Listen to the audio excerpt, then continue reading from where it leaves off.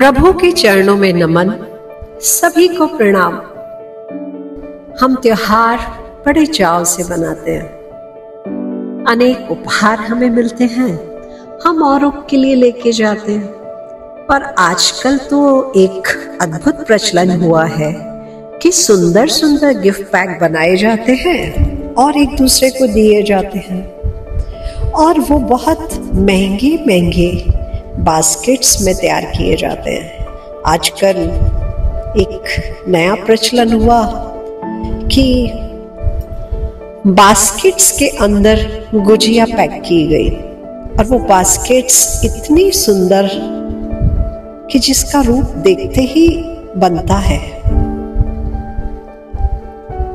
लेकिन हमारे पास तो पैसा है ना, हम बाजार गए, महंगा सा उपहार लिया, किसी को दिया, किसी ने हमको दिया, और हमने खाने की चीज खा ली, और वो सुंदर सुंदर बास्केट्स कूड़ेदान में रख दी।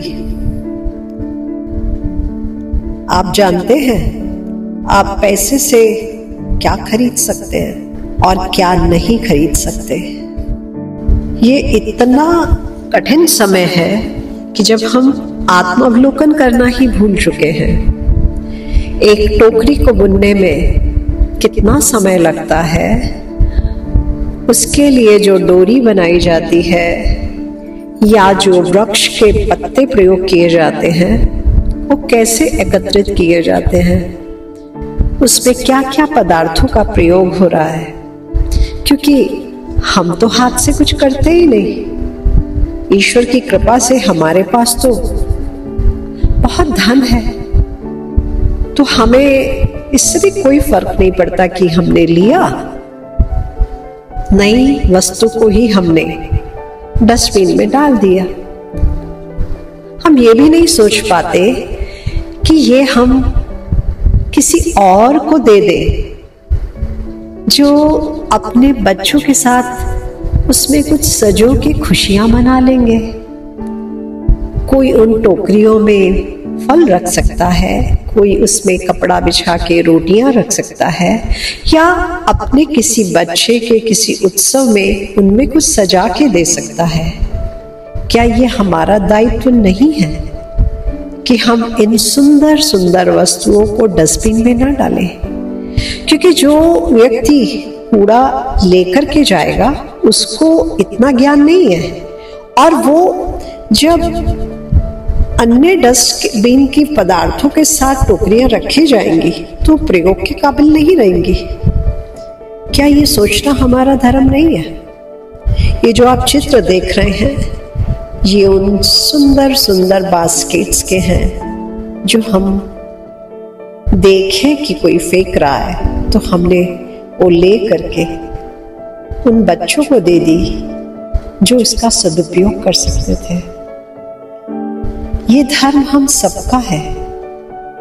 प्राय एक और पहलू देखने में आता है कि लोग अपने बच्चों को, जो छोटे बच्चे हैं, उनको पढ़ाते हैं, वो ड्राइंग करते हैं, अभी लिखना पढ़ना सीख रहे हैं, ABCD लिखते हैं, लूज शीट्स पे कुछ लिखते हैं, उस सब वो डस्टबिन में डाल देते हैं।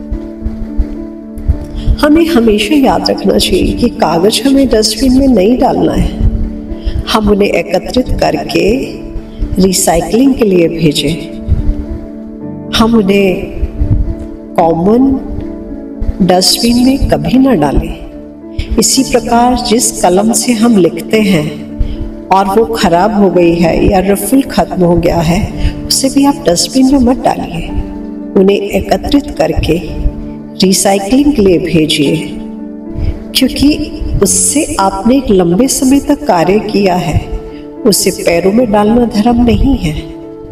हर वस्तु का अपने आप में संपूर्णता होना अत्यंत आवश्यक है। जैसे हमारी देही संपूर्ण होती है, ऐसे ही हर पदार्थ संपूर्ण होता है। चाहे कोई कागज हो, कपड़ा हो, वस्त्र हो, कोई लकड़ी की वस्तु हो, कोई अन्य पदार्थ हो, जो भी आपको इन आंखों से दिखाई दे रहा है, वो अपने साइकिल को कंप्लीट करके नेचर में मर्ज होती है। ये हमें कभी नहीं भूलना चाहिए। इसी प्रकार आजकल आपकी ग्रॉसरी का सामान कागज के लिफाफों में आता है और वो नए लिफाफे होते हैं। आप उठाते हैं, डस्टबिन में डाल देते हैं। वंस अ वाइल आप उस लिफाफे का रीयूज करें, ऐसे ना डालें। आप माँ को क्या जवाब देंगे, जरा सोचिए। बहुत छोटी छोटी चीजें हैं पर बहुत महत्वपूर्ण है। अगर आप नहीं संभलेंगे तो इन कर्मों का प्रतिफल आपको जरूर मिलेगा। ये विचारणीय बिंदु है जो आप हम सबको सोचना है। इस पर जरा विचार करिए। कोई भी पदार्थ, कोई भी वस्तु, वो अगर बनी है तो उसका सदुपयोग करें। सदुपयोग अत्यंत आवश्यक है। और जो सुंदर वस्तुएं हैं उन्हें कदापि ऐसे डिस्कार्ड ना करें। माना आपके पास धन है, लेकिन कला का आदर करिए। अपने हाथों से जब आप कभी कुछ बनाएंगे तब आपको समझ में आएगा कि उसके साथ एक कनेक्शन जुड़ता है। जब आप कोई टोकरी बनाते हैं, कोई गुलदस्ता बनाते हैं, उसका सदुपयोग करना अत्यंत आवश्यक है, जो हम आप सबको सीखना है और अपने जीवन में उतारना है। आप सब इस पर जरूर विचार करें।